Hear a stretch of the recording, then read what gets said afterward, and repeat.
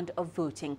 Candidates have 72 hours to appeal the results. On the campaign trail, President Sall touted his record infrastructure projects as well as Senegal's economic growth. He is now set to serve another 5-year term. At least 6 aid workers have been abducted by gunmen in Somalia's southwestern Gedo region. The Somali aid workers were on the way to a mission when they were ambushed. The workers were involved in a campaign to curb malnutrition among women, children and the elderly. No group has claimed responsibility for the attack. For more on this, we're now joined live by CGTN's Abdulaziz Bilo, who is in Mogadishu. Abdul, we're hearing reports that at least 6 workers have been abducted by gunmen in Somalia's southwestern Gedo region. What is the latest? Well, Penninah, authorities in Somalia have confirmed that the abductions did take place on Wednesday afternoon in the southwestern region of Gedo. Now, Gedo lies along the border between Somalia and Kenya. Now, what we've been able to gather from local authorities there, we understand that the local aid workers were traveling in 2 vehicles and they were conducting, as you have mentioned, malnutrition. They were working on malnutrition and working on the nutrition rather to assist the small children who have been affected by malnutrition in that region before gunmen stopped their vehicles and abducted 7 of the aid workers. Now, what we've been able to know is that 5 of them managed to flee. Of the 7 include 2 women and 5 men. So what we've been able to know also is that they are not in the exact same spot where they've been abducted. We understand that the gunmen, believed to have been linked probably to the militant group Al-Shabaab, might have moved them to areas under their control, most probably in El Ade, that lies along the border with Kenya also. Abdul, is there any information on who the aid workers are, what they were doing in that region? Well, you said they were working on a malnutrition campaign, but who do they work for?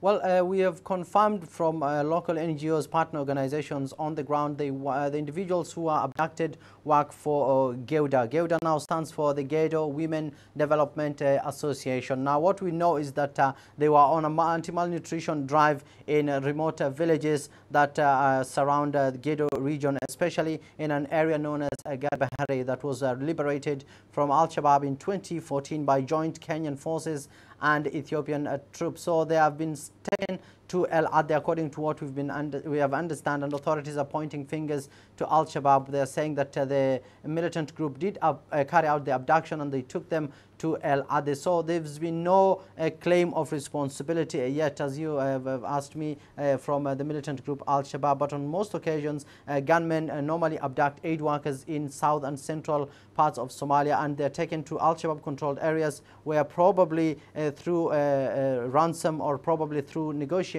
and talks by clan elders, and eventually they're released. But so far there's been no claim of responsibility for this latest abduction. But it's not a new thing. Just less than a year ago, 6 aid workers working with ICRC Somali staff were abducted and they were taken to Al-Shabaab controlled areas near Baidoa, where they were released, but we don't know the terms and conditions for their release. Probably they paid ransom money, but we've been able to understand from ICRC that the efforts to release them was coordinated by traditional elders and religious leaders. All right, so no claim of responsibility as of yet. But Abdul, do we know what the motive could be? Well, most probably what experts here are saying is Al-Shabaab is feeling the heat because there have been a series of drone strikes, most probably in southern Somalia, where the U.S. Africa Command says that it has killed almost 200 Al-Shabaab militants since the beginning of this year. So experts are saying that the heat that the Al-Shabaab is feeling and the financial drain that it's feeling, so it wants to get more funding to sustain its operation. One of these ways of seeking these funds is abducting aid workers and demanding ransom payment from these respective non-governmental organizations. So experts are seeing that this is just a motive to get more money, more resources for Al-Shabaab to sustain its operation after suffering a deadly defeat from AMISOM, Somali government forces, and American aerial firepower. So it boils all down to a financial lifeline that is a challenge for Al-Shabaab right now, Penninah. All right, Abdulaziz Bilo, live for us there in Mogadishu. Many thanks. Now let's stay in Somalia, and authorities in the Horn of Africa nation have taken control of a major military outpost in the capital from African Union troops. CGTN's Abdulaziz Bilo once again attended the handover and files this story from Mogadishu. The official handover ceremony took place inside the Jalisiat Military Academy in central Mogadishu. In attendance were top government officials and African Union representatives. Today's handover is another major milestone in the implementation of the Somali-led transitional plan. It follows last August's security responsibility of the Mogadishu Stadium to the Somali authorities. It's also a clear testament to the combined efforts of AMISOM and FGS in fluffing key requirements under Security Council 2018, as AMISOM plans and fulfills its drawdown and the final exit from Somalia. The base, established in 1975 by the former Somali government, was abandoned and left in ruins following a devastating war that destroyed vital security institutions across the country. The base has been under the command of the Burundian troops since September 2008, as Al-Shabaab controlled most parts of the country, including the capital. This military academy in central Mogadishu was liberated almost 11 years ago by Burundian troops from the AMISOM contingent and has continued to serve as a launching base for the African Union troops in the liberation of Mogadishu that ultimately saw the exit of Al-Shabaab from the capital in 2011. At least 1,000 troops will exit the country in the coming days. Burundi will reduce its armed personnel and hand over some of its bases to the country's armed forces. Today's handover is another major milestone in the implementation of the Somalia-led transition plan. And it follows last August's transfer of security responsibilities of the Mogadishu Stadium to the Somali authorities. It is also a clear testament to the combined commitment of AMISOM and the federal government of Somalia as AMISOM continues to plan its drawdown and final exit from Somalia. Uganda and Burundi are the biggest contributors to the multinational peacekeeping mission that has helped turn the tide against the Al-Qaeda's offshoot in the Horn of Africa. This is Pan-Africanism, to show to the world that Africa cares itself. This is an African problem, and it has to be an African solution, and that's why AMISOM, troop contributing countries, came here to help Somalia, and they giving us their blood and their daughters and sons in order for us to liberate from the tyrant of terrorists. Authorities have welcomed the latest announcement of reducing AMISOM troops' number and want more support accorded to the Somali armed forces, including the lifting of a decades-long arms embargo that has limited Mogadishu's efforts in degrading deadly militant Al-Shabaab threats in the country. Abdulaziz Bilo, CGTN, Mogadishu, Somalia. The United Nations has launched a $234 million international emergency response appeal for Zimbabwe. This is following a drought that is expected to affect around a third of the population as crop yields plummet. Irregular seasonal rains have affected the harvest of the staple maize crop and deepened an economic crisis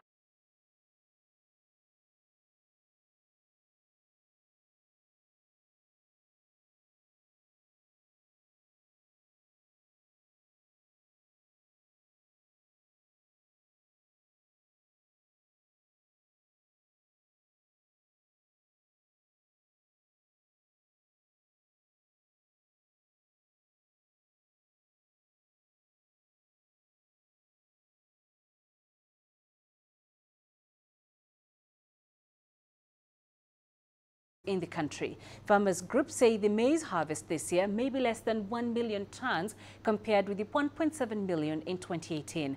The Ministry of Agriculture says it is still assessing the extent of the drought. Meanwhile, the Finance Minister said the country has 500,000 tons in a strategic reserve. For more on this, we're now joined live by CGTN's Farai Makutuye, live for us in Zimbabwe's capital, Harare. Farai, the UN launched an international appeal for aid for Zimbabwe following a drought that will affect around a third of the population as crop yields plummet. How dire is the situation? Well, it is indeed very dire. A third of the population, about 5.3 million people, is what the UN estimates are the people who will require some sort of food aid between now and the next harvest season. And this has largely been caused because of that failure in crops, ruined because of this drought that we're witnessing. The demand, the consumption of the staple maize, about 1.8 million tons. And as you mentioned earlier, less than 1 million is due to be harvested harvested. So that just shows you how bad the situation is, and indeed it will affect and cause hardship on already hard-pressed Zimbabweans who have been bearing the brunt of this economic challenges that are facing the country, but will also pile on more pressure on the government. Farai, what has caused the drought and how will it impact on the economy? Well, Penninah, it is, of course, climate change, which is manifesting itself not just here in Zimbabwe, but, in recent years across the entire Southern African region, manifesting itself in this very erratic weather that we are seeing, uncharacteristic weather, but also weather that's characterized by extremes. And so, people who are used to certain rain starting a certain time of the year, it isn't starting at that time anymore. And there's less rain that is falling. And even when it does fall, in this particular season, we did know that there would be below average rainfall expected, but at some times we've seen periods of intense heavy rainfall, 2-3 days of very intense rainfall that has caused flooding in some areas.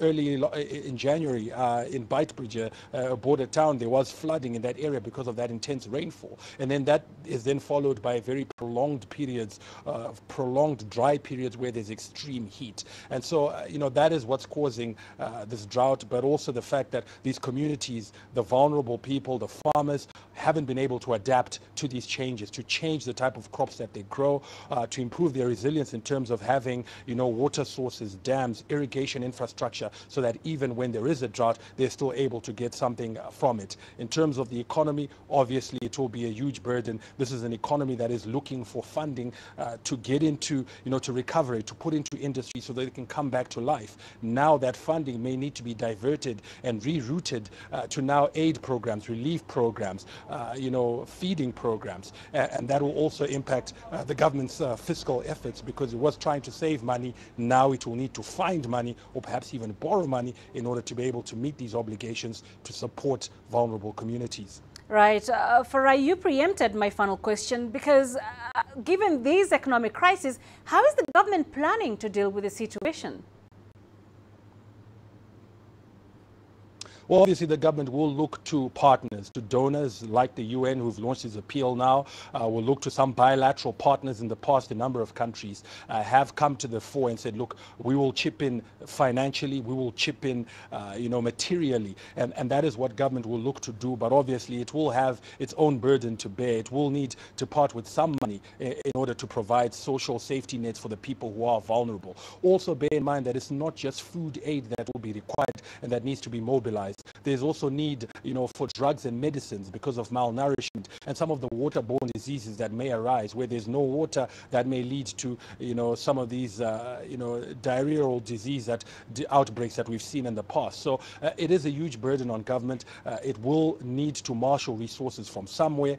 It will cause and put a strain on the fiscus, and we'll wait to see how government will obviously look to donor partners, bilateral partners, but also try to mobilize funding from within local companies, local corporates, and ordinary Zimbabweans to chip in and try to assist, because it is a very desperate situation, a very bleak future facing over 5 million people in this country. All right, Farai, thank you very much for that update. Farai Mokutuya live in Harare. And this is Africa Live coming up. Ebola center set on fire after an armed attack. And Sudan's President Omar al-Bashir and Prime Minister Mohamed Ayala see the difference.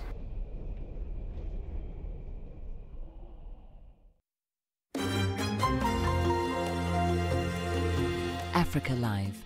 Find your voice.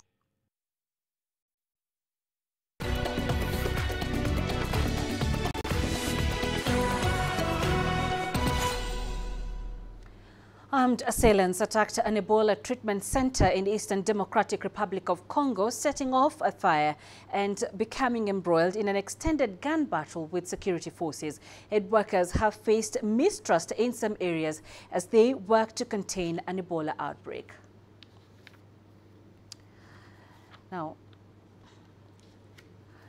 Liberian President George Weah is expected to meet Israeli Prime Minister Benjamin Netanyahu on Thursday.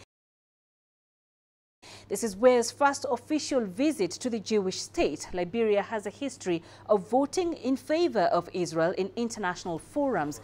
Ware's predecessor Ellen Johnson Sirleaf has maintained close ties with Israeli officials throughout her 12 years in office. Ware began his term in January last year and has continued his government's public support for the Jewish state. In December, Liberia was one of 6 countries out of 54 in Africa to vote against the Gaza Strip's Islamist government Hamas and support Israel and the United States. We would like to get back to Africa as we were at the 50s and the 60s. I know it's up to the, we were observers in the African unity, and we are looking forward in order to cooperate. We know in Israel very well that the world of tomorrow, the world of the third millennium, is the world of Africa. We believe that Israel can be a great help because you not just only the innovation, but you have the technical know-how. So we want to build capacity. We're a very young government, a new government. We want to build capacity, we want to help our country to grow. Sudanese President Omar al-Bashir and newly appointed Prime Minister Mohamed Tahir Ayala have decided to form a new government after consultations. Ayala was appointed Prime Minister by Bashir to replace Motaz Musa.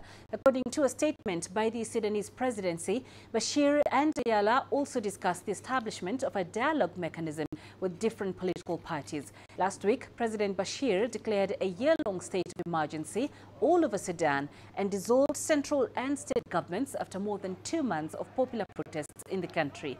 The protests, triggered by price hikes and cash shortages, have spread across Sudan since December 19th last year.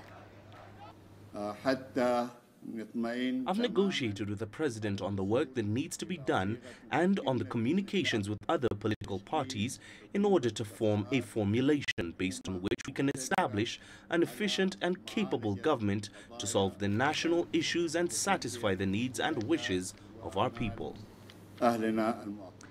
President Muhammadu Buhari has been presented with a certificate of return after winning the 2019 presidential elections. The Independent National Electoral Commission of Nigeria presented the certificate at a ceremony held in Abuja. Buhari delivered a short speech pledging to further guarantee security, revitalize the economy and crack down on corruption. He said the country is stepping into a new stage of development. The African Union, on the other hand, has commended Nigeria on its largely peaceful election. The AU Commission's Deputy Chairperson, Kwesi Kweti, called for lasting peace after the polls and urged winners to embrace inclusiveness. For us in Africa, especially in West Africa, a vibrant, democratic Nigeria is of great value to all of us. Nigeria maintains peace in ECOWAS, in ECOMOC, and when Nigeria is stable and progressive, it's able to pull the rest of Africa forward. So we're particularly happy that Nigeria went through elections peacefully, cleanly, democratically. Let's take you back now to Senegal, where President Macky Sall has won a second term in office. Sall won with 58% of the vote. All 4 opposing candidates are rejecting the results, stating their tallies show a second round of voting. They have 72 hours to appeal those results. Let's now cross over live to Dakar for the latest on that. Wilkester Nyabwa joins us live from there. So, Wilkester, the figures have been released. Macky Sall emerging the winner. What's the latest on that?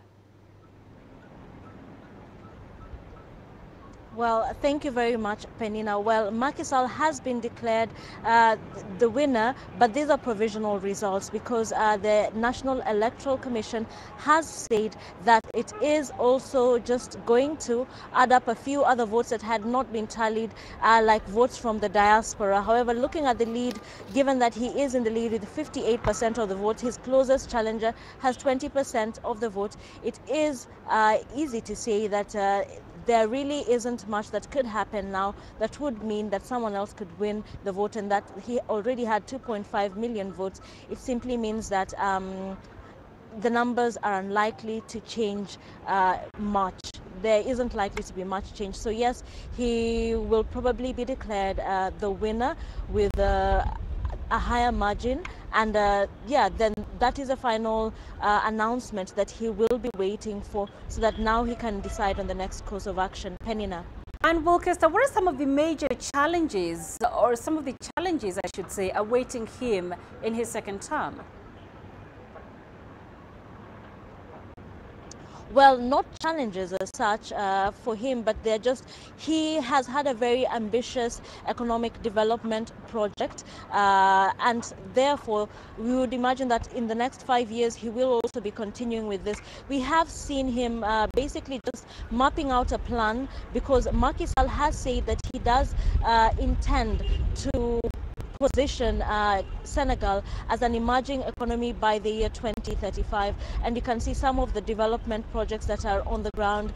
There's a new railway coming up. There's a new city coming up, and it is under him that oil and gas has been discovered in Senegal. He also has the challenge of dealing with corruption. Two of his challengers were barred from vying in the presidential race because of allegations of graft and corruption, and they also did spend some time in jail. So these are some of the issues that he has to tackle. However, he has said that he would like to handle this, as well as unemployment among young people in this country. So these are some of the challenges that do face him, and he has said that he is up to the task. So waiting for the final announcement, the swearing in, and then he can begin to tackle some of these issues. Penninah. All right, Wilkester, let's talk about the immediate reaction to those figures that have been released. All four opposing candidates are rejecting those results. What's the next step for them? Well, Penninah, they do have 72 hours in which to contest these elections. However, they do appear reluctant to contest them, and it is not clear why, but you can see that given the gap between Macky Sall and his closest competitor, he does have 58%. The second person, Idrissa Seck, has 20%, a 38% difference. It would be difficult to bridge that gap, and you will see that it is likely that the opposition were hoping that that Macky Sall would not make it to 50%, to the 50% threshold, which would have pushed the country to a runoff. And at that point, it would have been easy, or the other opposition candidates could have backed one of them and perhaps just pushed up the number of votes that the opposition candidate was able to get. But at this point, it does appear to be a clear win, and it would be difficult to challenge that. Penninah. All right, Wilkester, thank you for that update. Wilkester Nyabo live in Dakar.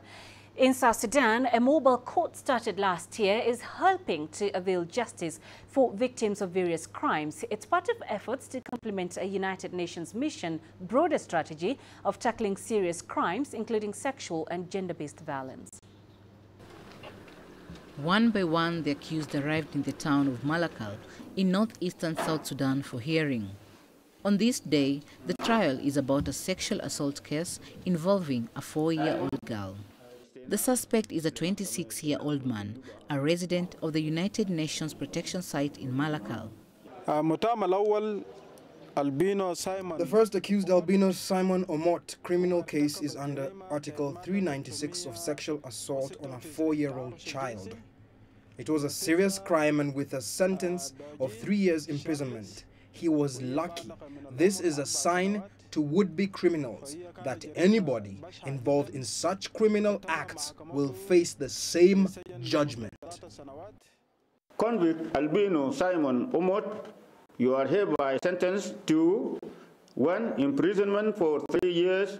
Satisfied with the sentence, the affected breathed a sigh of relief. I am very happy with the sentence because the law has taken its course. Whatever comes out from the court is always justified. I would like to say that the judgment was right to the accused. Both the victim and the accused have waited for long without trial, and it's good that each one of them now knows their destiny. This is the second time justice has come to Malakal on wings and on the wheels. The first mobile court sat here between the 16th of October and 20th last year. All the 5 accused persons were convicted and were handed jail terms. The UN mission in South Sudan hopes such justice will be accorded to more victims. Cham Rono, CGTN. In the Democratic Republic of Congo, dozens of former child soldiers have marched out of the bush and into the town of Kananga, east of the capital Kinshasa. The children surrendered their rifles, machetes and good luck charms. The children were Penninah Nsapu fighters. The militia took up arms against the Kinshasa government in August 2016 after its tribal chief was killed by troops. CGTN's Shabalala has more. Renewed hope that a brutal conflict in the Democratic Republic of Congo may draw to an end. Dozens of former militia surrendered their weapons in the town of Kananga. Children as young as 10 years old were members of the Penninah Nsapu rebel group. Their uprising against the government has killed at least 3,000 people and displaced 1.4 million more. The conflict eased in 2017, but the pace of de-escalation has picked up since the inauguration of Felix Tshisekedi in January. We know that the war has ended. We have no more problems. We were fighting for power. Felix's power has finally arrived. The power of Felix Tshisekedi.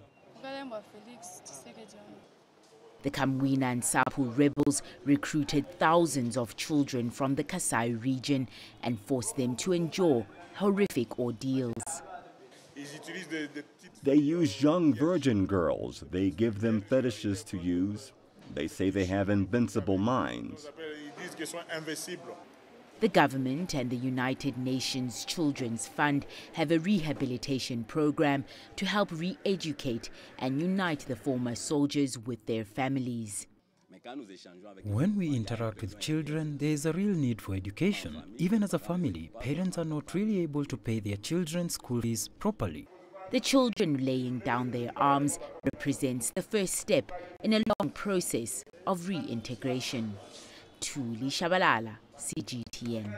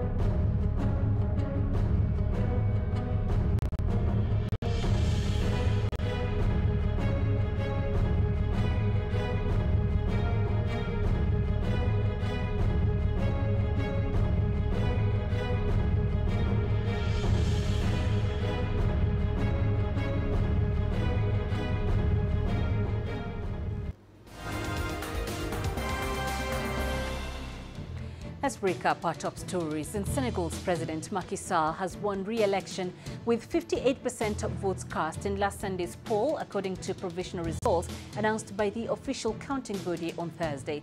Opposition candidate Idrissa Seck came second with 21% of votes, while Ousmane Sonko placed third with 16%. At least 6 aid workers have been abducted by gunmen in Somalia's southwestern Gedo region. The Somali aid workers were on the way to a mission when they were ambushed. The workers were involved in a campaign to curb malnutrition among women, children and the elderly. No group has claimed responsibility for the attack.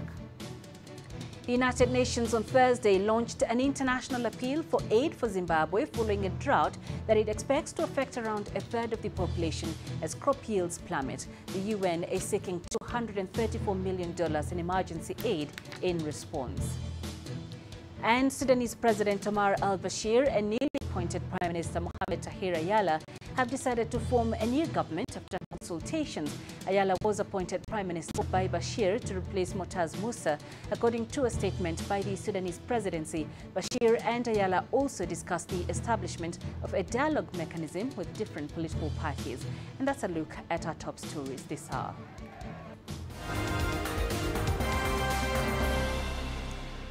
Time now for the day's business news with Rama. Thank you very much, Penninah. Here's what's coming up in business. Botswana is lending a Southern African neighbour $600 million to support its diamond industry. And South Africa has put its most advanced nano satellite into orbit.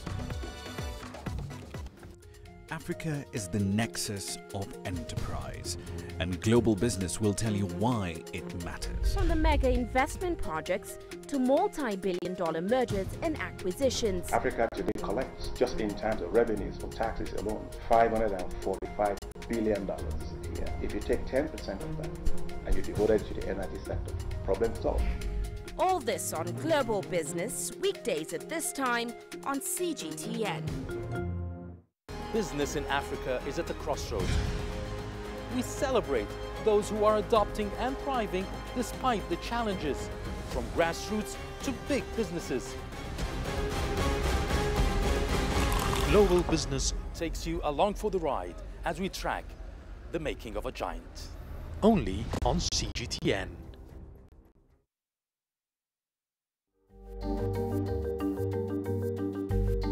Africa Live.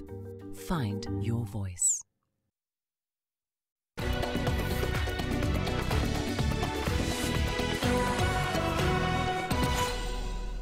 Welcome back. Let's start with Botswana. It's offered to lend a neighbour in the Southern African region, Zimbabwe, some $600 million to support its diamond industry and local private companies as well. This comes amid a pretty severe dollar crunch in the Southern African nation.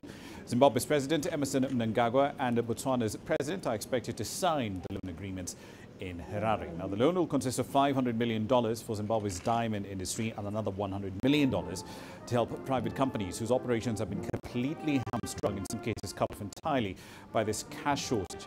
Zimbabwe's diamond sector has struggled quite a bit since the government kicked out private firms from the eastern Marange fields in early 2016. They declined to merge under the state-owned mining company.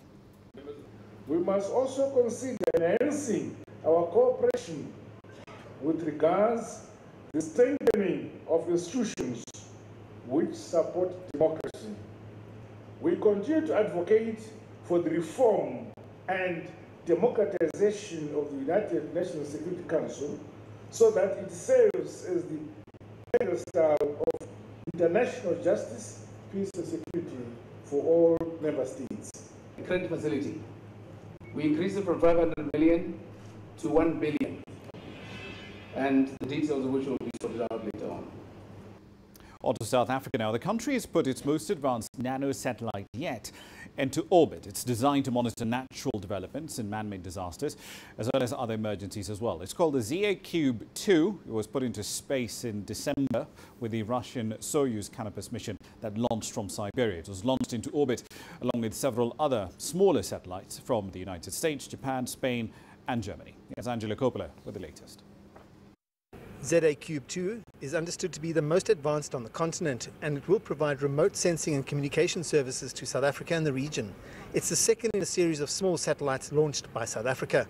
You need a constellation of satellite that gives you a persistent monitoring of the oceans all the time. And therefore what we have decided to do, because we can't again build expensive big satellites that are just monitoring our oceans, we've decided to have a constellation. So it's a number of satellites moving in a constellation that allows you all the time or within a few hours to make sure that you see what's happening on the ocean. And to that effect, we've announced a 27 million rand that will be given to CPUT to work with developing small, medium enterprises, train students, and build 3 more satellites that will be then orbiting in the constellation. It's part of a bigger plan by the Science and Technology Department in the Cape Town University of Technology. It's about the blue economy, managing the oceans of the country and the fourth industrial revolution. We know that the university is positioning itself to be a key player, and as you know, the ability to collect data, the ability to manage data, and therefore they will be training students in that program as we get the data from the satellite, manipulating the data, providing decision support for the Ocean Information Management System, which helps government to know what's happening in the sea and to monitor the resources that are being illegally extracted or those that we can exploit for our economic benefit. South Africa has a long history of science and technology development work in the space arena. South Africa wanted to rebuild the space capability which we had in the 60s. And over a period of time, we've been looking at the infrastructure and the capability that we have. And with CPUT and the National Research Foundation, we funded a program which is the French-South African Innovation Technology Program in order to train young graduates in the area of electronics and software engineering. The need for real-time live data is vital, and developing a new space capacity is critical for the country as it enters the fourth industrial revolution. I'm Angelo Coppola for CGTN in Johannesburg, South Africa.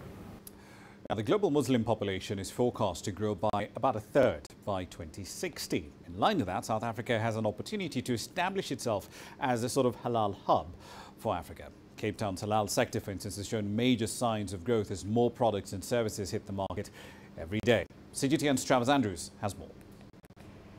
Cape Town's halal sector is showing major signs of growth, with more products and services beginning to hit the market every day. The sector services not only the local market, but African countries, as well as those from across the globe. It is competing with traditionally large halal production hubs, like Egypt and Singapore. But the Western Cape halal sector has a lot going for it.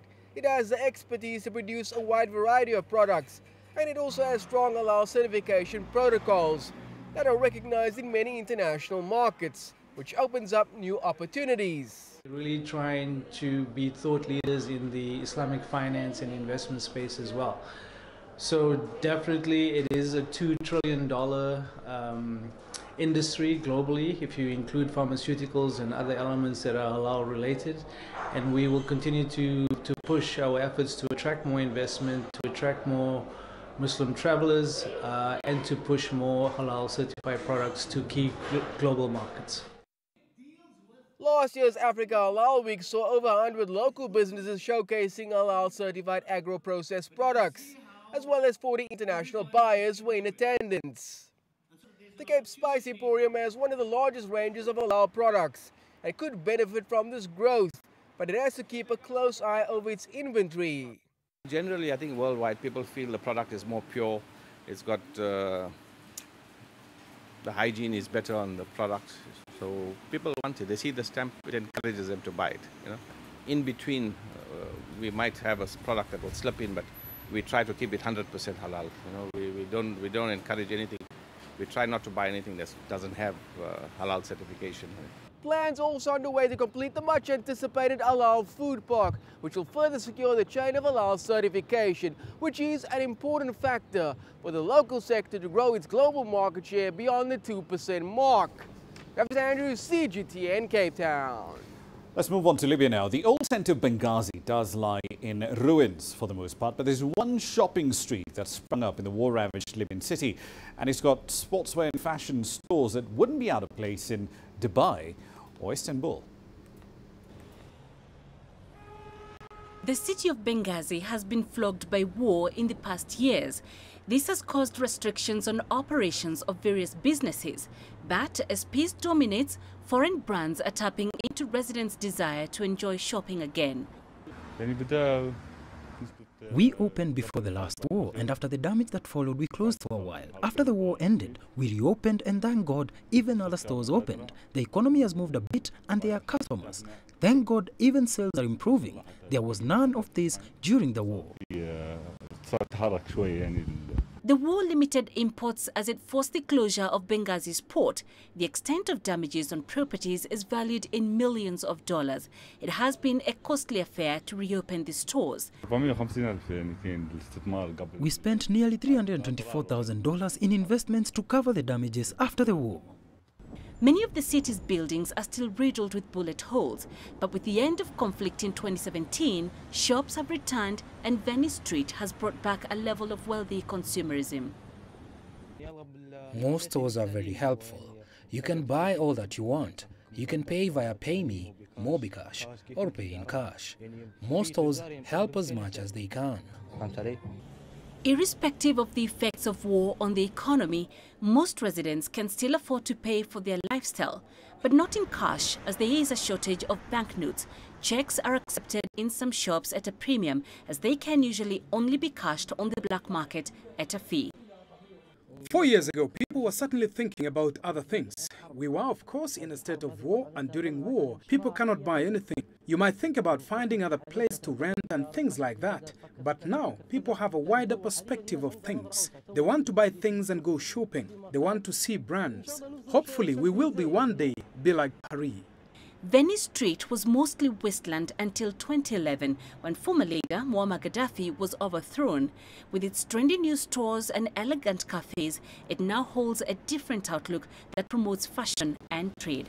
Penninah Karibe, CGTN. The Danish toy maker Lego plans to more than double the number of stores it has in China in 2019. The market is outperforming growth in other countries. Here's CGTN's Wule explaining why children and adults alike love these things.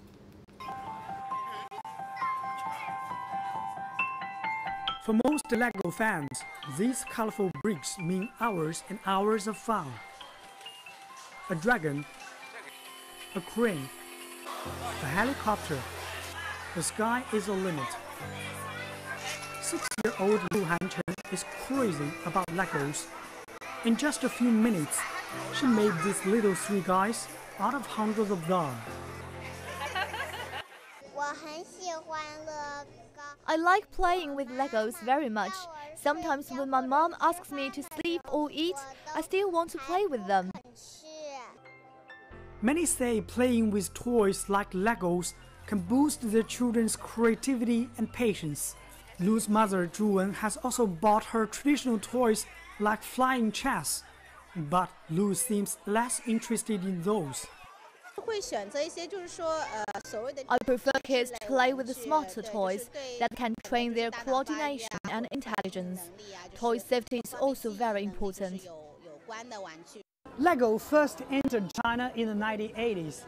Now the company has over 60 branded retail stores nationwide, and they plan to double that to 140 by the end of this year. This ambitious expansion plan shows Lego is optimistic about Chinese families' growing need for toys and the fun and creative spirits they bring about. To meet the growing demand, Lego built a factory in Jiaxing City of eastern China's Zhejiang province, expanding production. And a new flagship store has opened in Beijing this February. We are doing a right thing at the right market at the right time. More and more affluent middle-class populations, and also the second child policy implementation, and also the upgrade of people's consumptions. That we feel there's a great opportunity for us in China. Many believe China is a shining beacon in a dim global toy market. Huang says, although challenges like copycats remain, they will continue to take the right strategies to explore the market. Wule, CGTN, Shanghai. We'll leave it there with the toys. Here's what's coming up at the top of the hour. We'll be focusing on South Africa. The Labour Court over there has ordered a mine workers union, AMCU, to suspend plans for essentially an industry-wide strike that was due to start today. How has that decision been received, and what will AMCU do moving forward? We'll have some answers for you in the next hour. See you at 1800 GMT. For now, though, back to Penninah. Thank you, Rama. You're watching Africa Live. Coming up after the break. African garment workers in Paris bring their own designs to life. When you look at Africa, what do you really see? Do you see fast-growing, endless deserts and parched earth? Or do you see the biggest opportunity for an agricultural revolution in a generation? Do you see crowded, unplanned cities or vast, untapped markets? Do you see a population at risk, or do you see a billion-strong opportunity to grow the next wave of multi-billion-dollar firms in Africa? When you look at Africa, what do you really see? Join us in Global Business and see Africa through our eyes.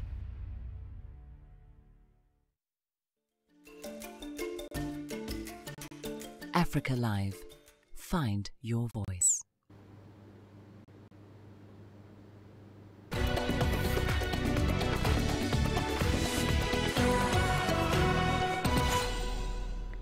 Now to Paris, where a French fashion label created by a student has been giving factory workers the opportunity to be designers. The first collection is a collaboration with 4 African immigrants. With Paris Fashion Week underway, the spotlight is on an industry striving to become more ethical. Laura Walubengo reports. In the Parisian suburb of Saint-Denis, 4 African-born garment workers are bringing their own designs to life. They are all immigrants employed at Mode Esteem, a small factory that helps marginalized people integrate into the workforce. Their creations are inspired by the blue-collar outfits worn by manual laborers. Le titre, c'est La mode est mon refuge. The title of this project is Fashion is My Refuge. I took refuge in it after everything I've endured in my life. And these Kalashnikovs symbolize the things that caused me to lose my foot. And I don't want my children to use them because it's not good to live with them. Cette matière, parce que ce n'est pas une bonne matière de vivre avec. And on the inside, there's a photo. Here's my photo. With each of the piece of clothing we make, we are required to put our photos inside because I made this. And when you look at this big head, it's mine. On a l'obligation de poser la photo. Non, j'ai commencé comme un simple. I started as a simple worker, and after 2 years of working here at Mode Esteem, the creative director Kim Hu came along and presented us with her project. She let us choose our own designs and create whatever clothing we wanted. She was there to accompany us. We checked whether she liked what we did, whether it was good for her, and then we started to create, to invent things from the past, from the present. The project is a collaboration with fashion label About a Worker, founded by student designer Kim Hu.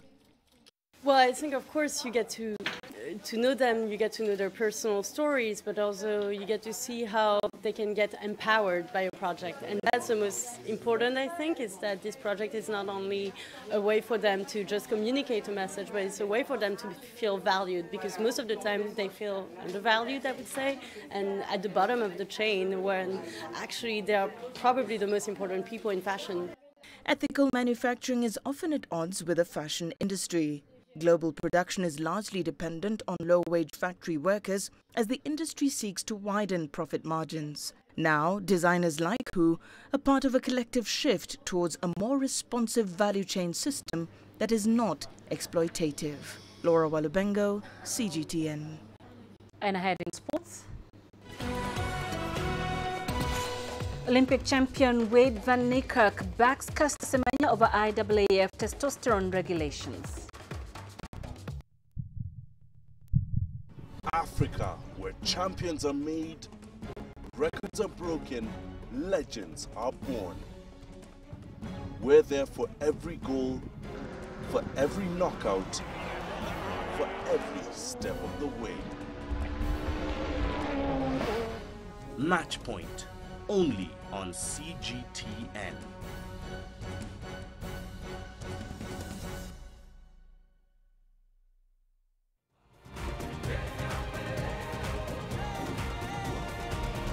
Africa Live.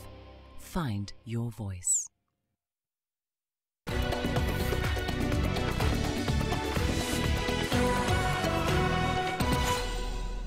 South African Olympic 400 meters champion Wade van Niekerk has thrown his support behind fellow South African athlete Caster Semenya and her fight against new athletics eligibility rules by the global athletics governing body, the IAAF.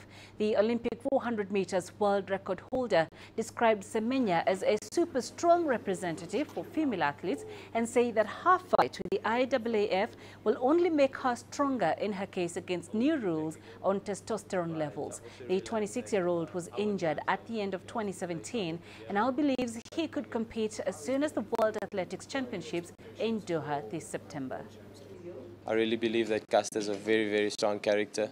And for me as a friend, I believe that my best way now to support her is to support her from the side and allow her to fight her battles and to be able to stand firm in what she believes. I really admire her for standing for women and for trying to fight for women equality. It's no secret, I'm going for that 42.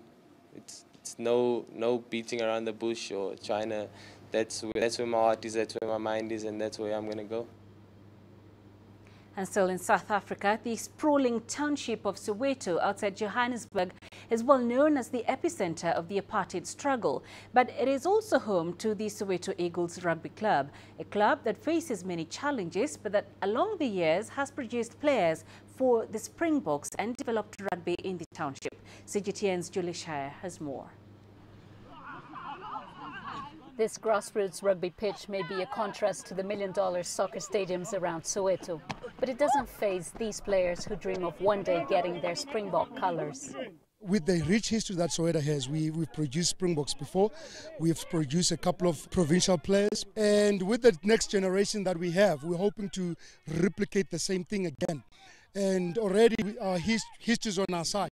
Soccer is by far the most popular sport in this township, but when players from Soweto Eagles Rugby Club perform their Zulu-inspired haka, you understand how much players here love their game. For over 20 years, the fighting spirit of the club has been heard and felt through their Zulu-inspired haka. The history for us when Shaka was conquering all of Zululand, and for the Zulu nation it gave them an identity when they went to war against the Brits. And I think with the haka, you know, we've wanted to capture the whole essence of being strong, and I think no other nation in the South African context represents that bravery, that willingness to lay down on the line for a greater cause. And I think in a way the haka for us is that. Other people, they say it intimidates the opponents, but to us it's like it's a prayer. Yeah, you're praying before you go into the war. It's so effective. Before you play, just know that I'm winning the game. Despite challenges, the club remains committed and aware that rugby here can change lives. We have a lot of challenges, I'll tell you that. But what drives us and what keeps these players coming back is because they understand it's a way of escaping the criminal lifestyle that exists in Soweto. You know, there's drugs that are around, you know, there's teenage pregnancy. There's a lot of things that they're running away from, the pressures from home. Actually, they see this as a way out of that kind of lifestyle as well. Soweto Eagles is the lifeblood of rugby and a force for good in this community. And their passion and energy continues to inspire future players. Julie Shire, CGTN, Soweto, South Africa. FIFA President Gianni Infantino has said that the World Football Governing Body is still pondering a 48-team 2022 World Cup in Qatar, saying difficulties still remain, but that it could still be workable. Infantino said that the decision to have 48 teams at the 2026 World Cup could mean that the same could be implemented 4 years earlier. È chiaro che non è facile. It is clear that it will not be easy, but we've already made the decision to have 48 teams for 2026. From 2022, probably the question is different. But if we are convinced that this is the right number, then why not before? Meanwhile, 2019 Women's FIFA World Cup hosts France kicked off its 100-day countdown until the summer tournament with a series of events held in the 9 host cities. Football personalities, including Vice President of the French Football Association, Brigitte Henrique, and former football Vikash Durasu,